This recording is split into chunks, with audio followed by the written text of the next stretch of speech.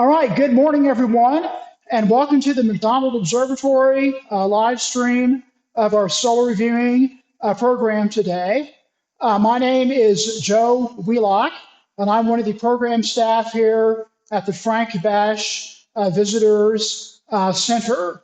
Now, some of you may have already done or seen one of our deep sky programs or our most recent lunar program.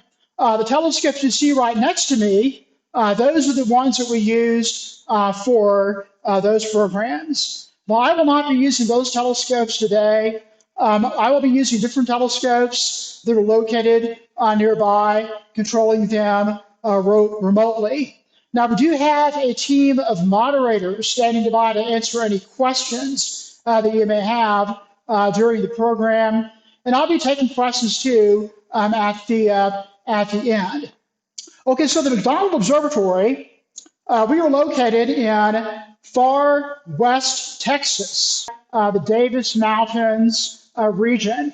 And in this picture, you can see some of our telescope domes. We have our 82-inch Otto Struve telescope, opened up in 1939.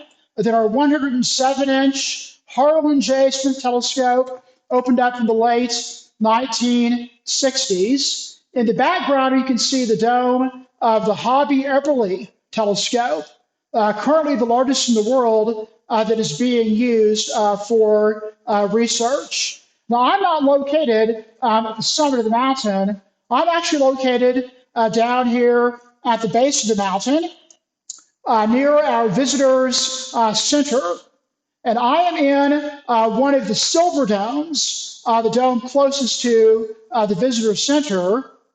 And I'm controlling a telescope. I'll be controlling a telescope that's located just north of the visitor center in what is called a roll-off roof observatory, pictured here.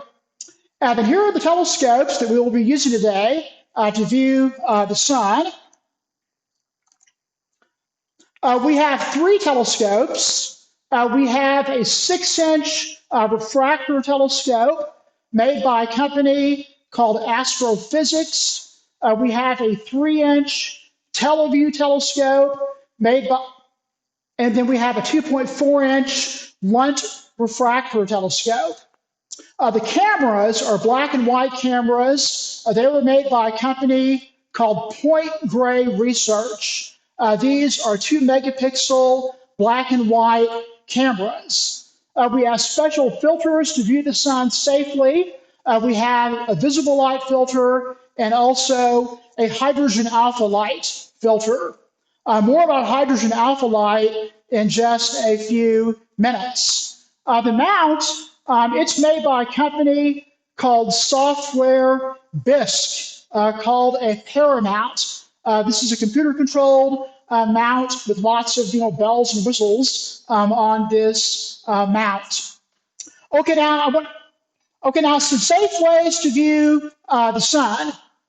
One safe way is to use a filter that fits on the very end of a telescope. Now, some vintage telescopes may come with a device called a sun filter. All these are is a piece of welder's glass that screws in on the end of an eyepiece. What can happen is the concentrated sunlight can cause this glass to heat up and crack, and of course this could damage your vision. My advice to you is, if you have a filter like this, is to take it out, hit it with a hammer. I never use it at all. Now, some quick facts about the sun. The sun, it is made up mostly of hydrogen, about 3/4 hydrogen. The rest of the sun is composed of helium and trace amounts of other elements. It has a diameter of around 865,000 miles, 109 times the diameter of the Earth, and you could fit 1.3 million Earths inside the sun's volume. The temperature of the sun is around 10,000 degrees Fahrenheit. Now, that's the temperature of the photosphere, the visible area of the sun that we see. Estimated age of the sun is about 4.5 billion years old. The sun is considered a middle-aged star. Now, the way we can determine things like temperature, composition, is by using a technique known as spectroscopy. This is a very important technique in astronomy. When light passes through a glass prism or a grating, it is broken up into colors like colors in a rainbow. And by analyzing the wavelengths of the light, we can figure out temperatures, motions, compositions, many different things. Now, I mentioned a few minutes ago that we will look at the sun in hydrogen alpha light. Hydrogen alpha light, this is a wavelength of light that our eyes cannot detect down toward the red end of the spectrum, located at a wavelength of 656 nanometers. 1 nanometer is a billionth of a meter. It's caused by transitions of electrons in hydrogen atoms. Okay, so let's take a look at the sun here with our telescopes. You're wondering where the sun is. Well, unfortunately, there is a cloud blocking the sun right now. So this is what a cloud looks like through our telescope. So we can't see the sun at the moment. I'm looking at my webcam, and the clouds are kind of coming and going. We may get to view the sun here in just a minute. I'll keep an eye on that. So I do have a backup plan in case of clouds. Whoops, looks like we may have the sun coming into view. Let's wait a minute here, see what happens. Perfect timing. Here we go. Okay, so now we have the sun coming into view. This is a visible light image of the sun you can see here with a few clouds passing through. Now, I mentioned a couple of minutes ago that the sun has a diameter of around 865,000 miles, or 109 times the diameter of the Earth. The dome that I'm standing in has a diameter of around 20 feet, about 20 feet across. Now, if the dome represented the size of the sun, the Earth would be about 2 inches across, about the same size as this tomato right here, about 2 inches across for the scale of the Earth to the sun. Okay, so now we can see the sun. Clouds have parted. In fact, let me move the telescope here to show you that this is not a picture.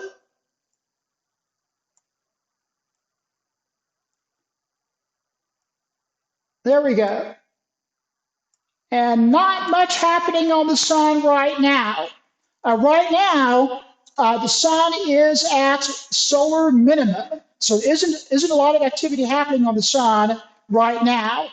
But once every 11 years, the sun reaches a peak of activity where we see lots of things happening, like sunspots, solar flares, other activity I'll talk about here in just a few minutes. You may notice too, the sun in this live image has a kind of a granular appearance. That's from a convection of cells, bubbles of gas welling up from the interior of the sun. Now, I say that this is a live image. I really should say it's a more or less live image. That's, of course, because the speed of light. Light travels at a speed of about 186,000 miles per second. So fast, a beam of light can circle the Earth about 7 times in 1 second. And you've heard of a light year, the distance light travels in 1 year. The sun, it's about 93 million miles away. Too close to measuring light years. We can measure its distance in light minutes. You can say the sun is about 8.5 light minutes away. Okay, since the sun is pretty quiet right now, let me switch over to some pictures of the sun that I have prepared. Second here. Okay. Okay, so here we have a picture of the sun taken whenever it was a lot more active, back around solar maximum. This is a visible light image of the sun. Now, the sun, it does rotate on its axis. Different parts of the sun rotate at different speeds. The equator rotates faster than the poles. It takes about a month or so for the sun to rotate on its axis. And the dark spots you can see in this picture, those are, of course, called sunspots. They appear dark because they're much cooler than the rest of the sun. And the sun has a powerful magnetic field. And so as it rotates on its axis, these magnetic field lines, they get twisted up. And the areas where they twist up is where we have activity that happens on the sun, features like sunspots.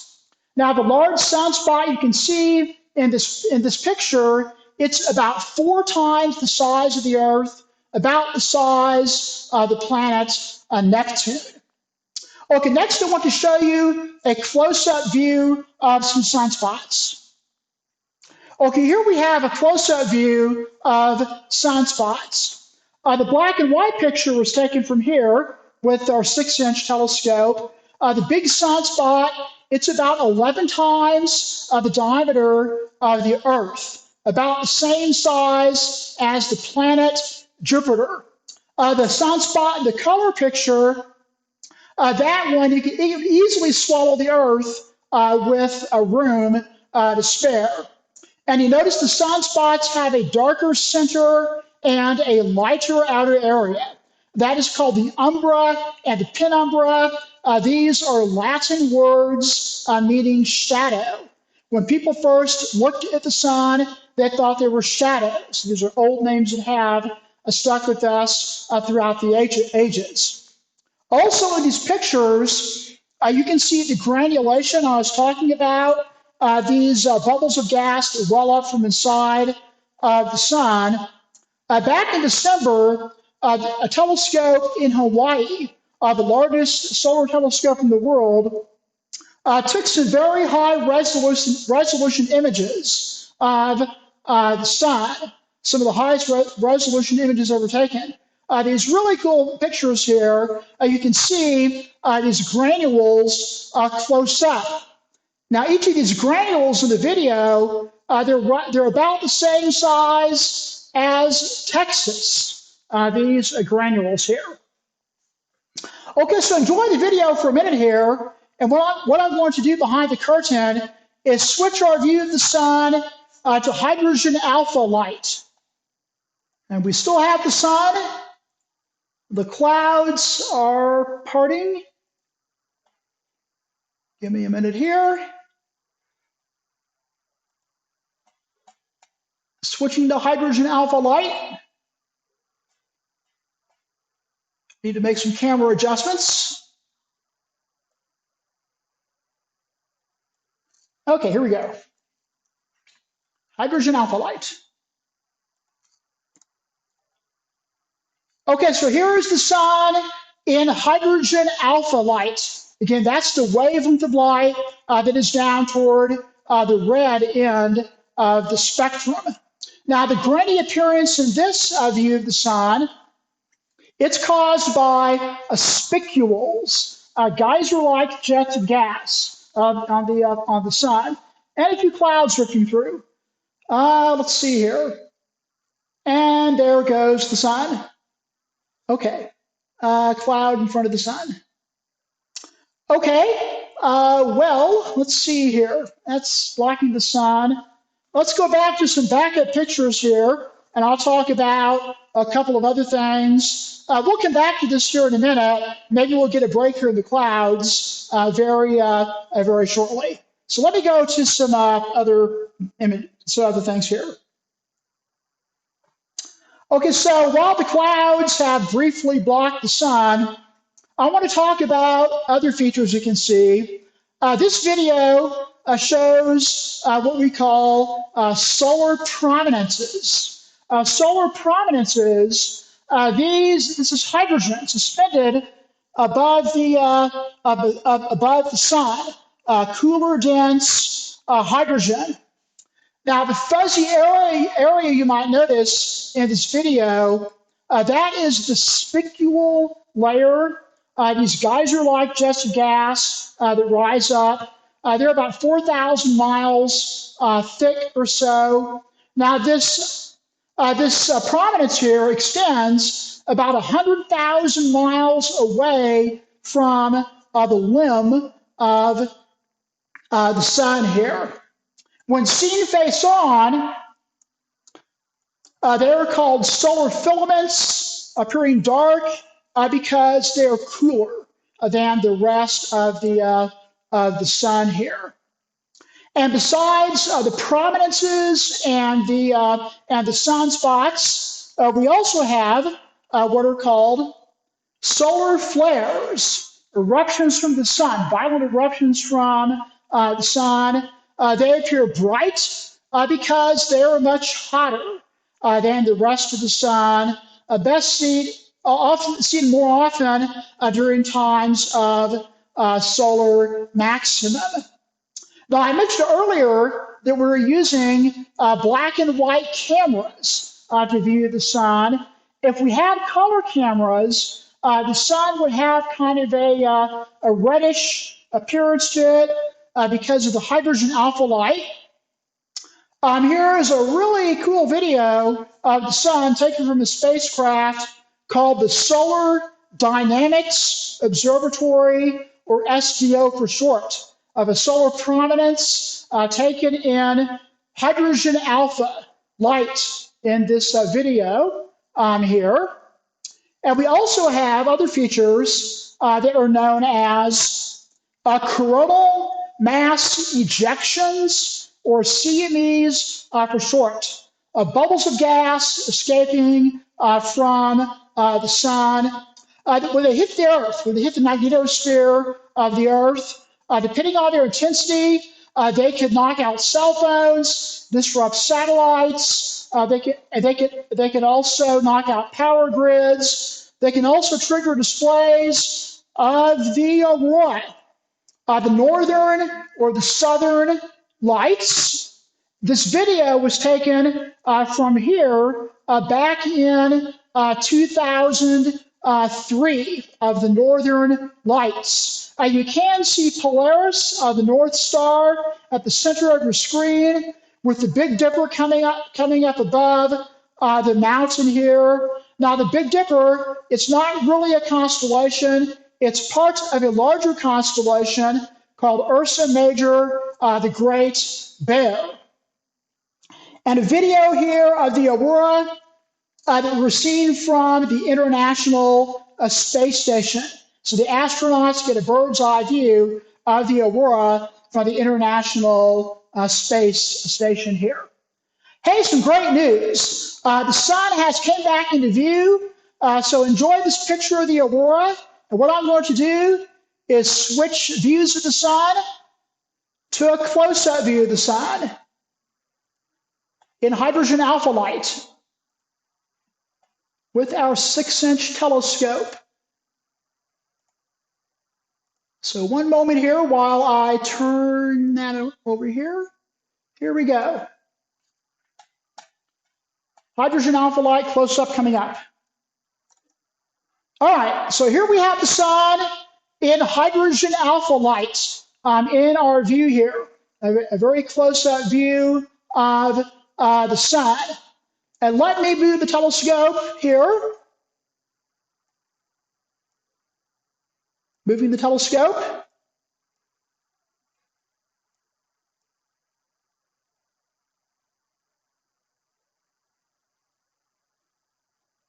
Here we go. And there's the cloud again. Okay. Well, that cloud keeps coming and going. Okay, one thing I want to mention, I forgot to mention earlier, whenever we saw the sun briefly with our telescopes, you may have noticed it looks like it's kind of shimmering and moving. That's because of distorting effects of the atmosphere of the Earth. Standing on the Earth, looking at the sun or anything else in the sky is similar to standing in a parking lot on a hot summer day and you see the heat waves rising up.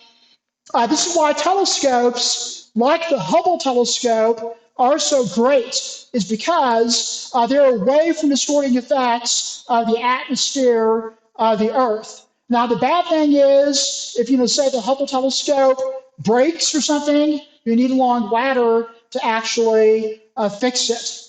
And I'm sure you've all heard the poem, Twinkle, Twinkle, Little Star. Our technical term for twinkling is called scintillation.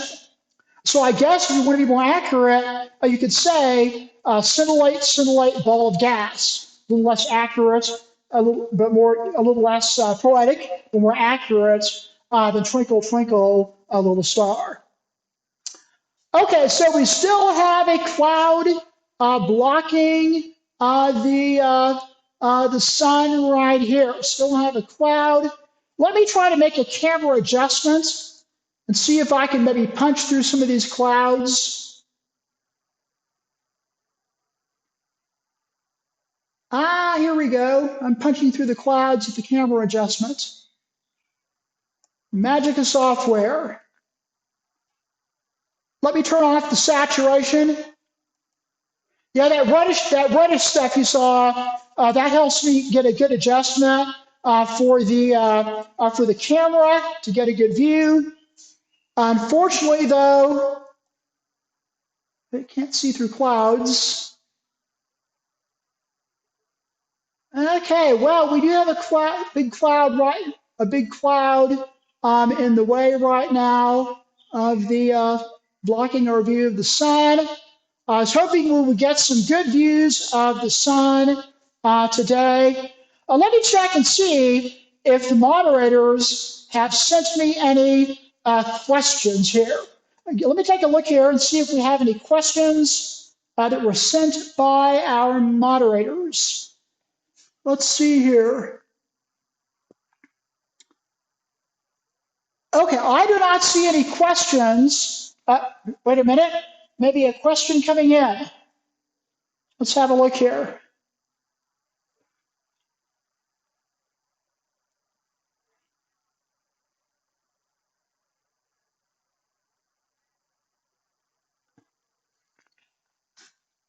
Waiting for questions. Also waiting for the sun. Still waiting for questions here.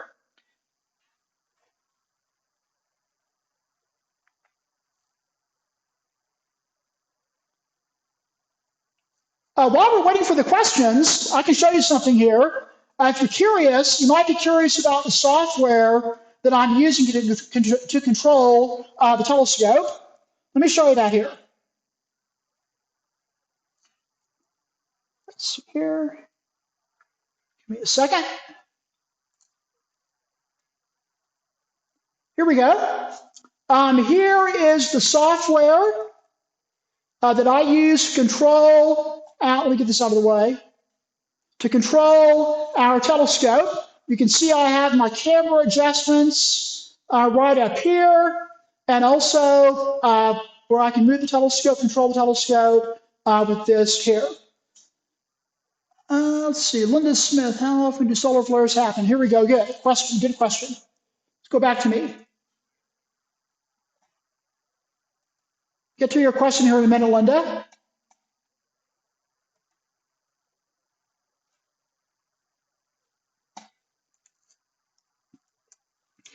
Okay, so we have, let's see here, Linda Smith asked us, how often do solar flares happen? Solar flares, we see them more often during times of solar maximum.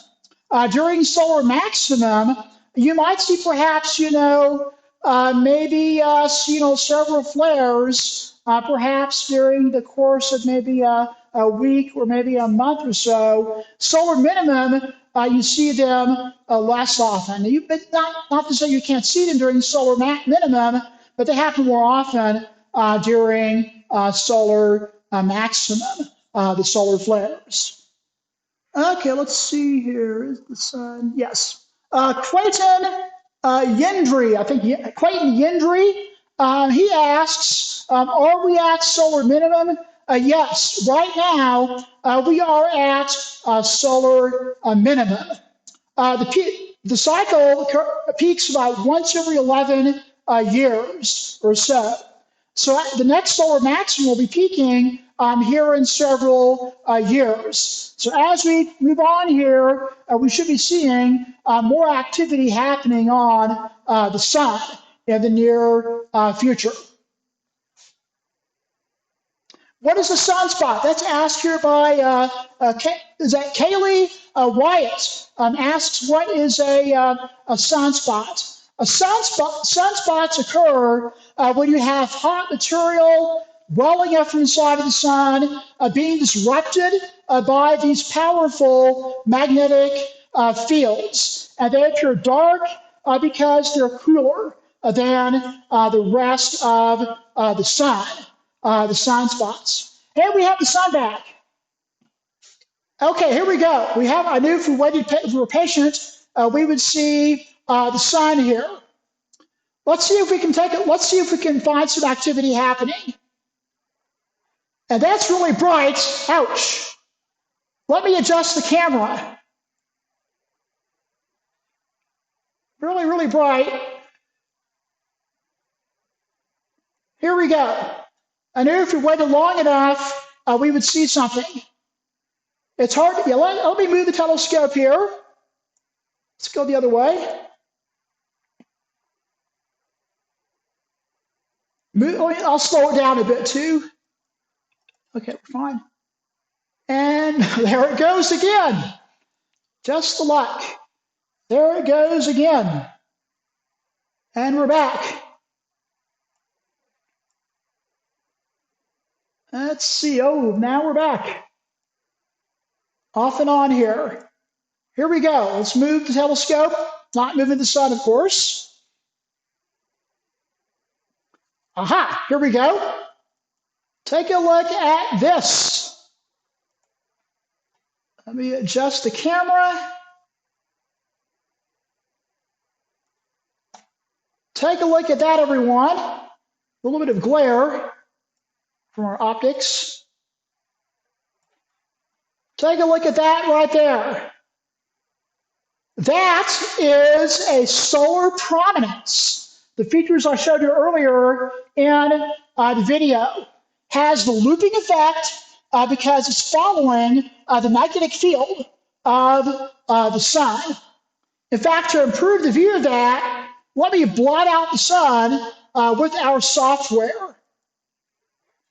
Just kind of blotting out the sun here to help improve your view of that.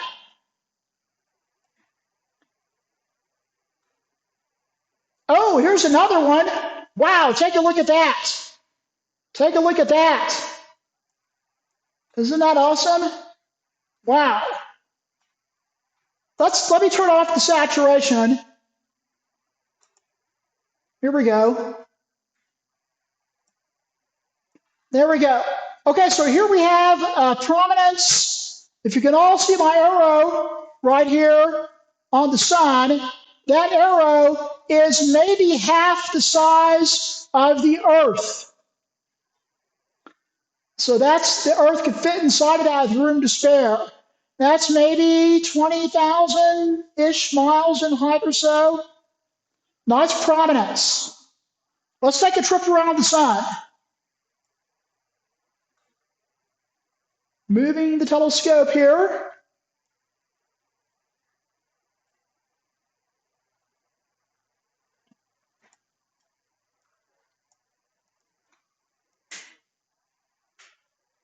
A little glare on our optics. Nothing to worry about.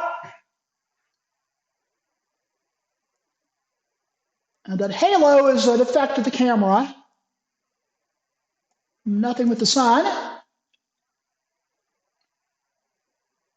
Ooh, lots of glare there. Let me tone that down here.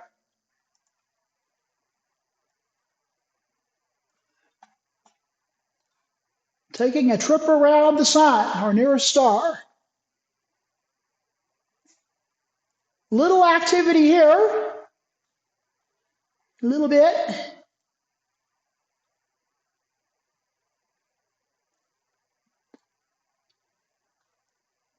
Nothing over here.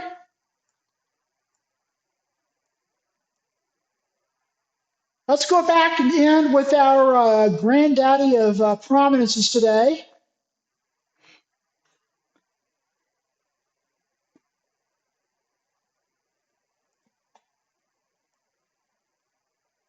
We'll find it here. We're in good shape on clouds. Looking at my webcam briefly. There's that one.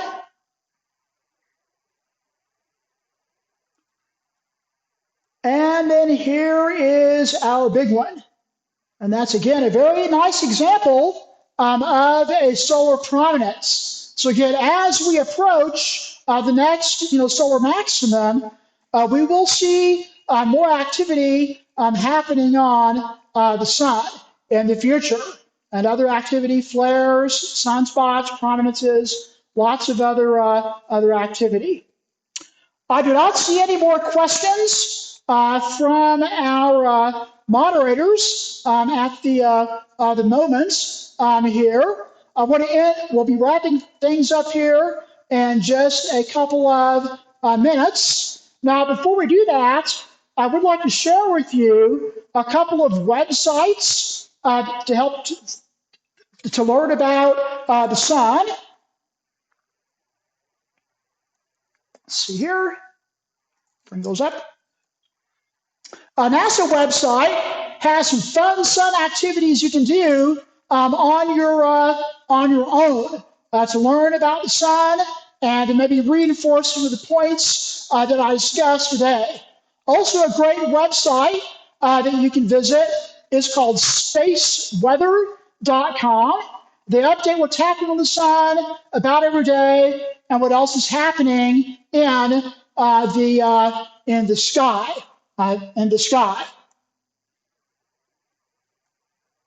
Okay, so I do want to give a big thank you to all of my colleagues here at the Visitor Center, also the folks in Austin that helped make this program possible today. Now, when we reopen, we still plan to do more of these live stream programs that have become very popular, these live stream programs. Now, if you have any more questions, we do have a forum in the below the video link. You can fill out the form for any other questions that you may have had about the sun or anything else about astronomy or the observatory.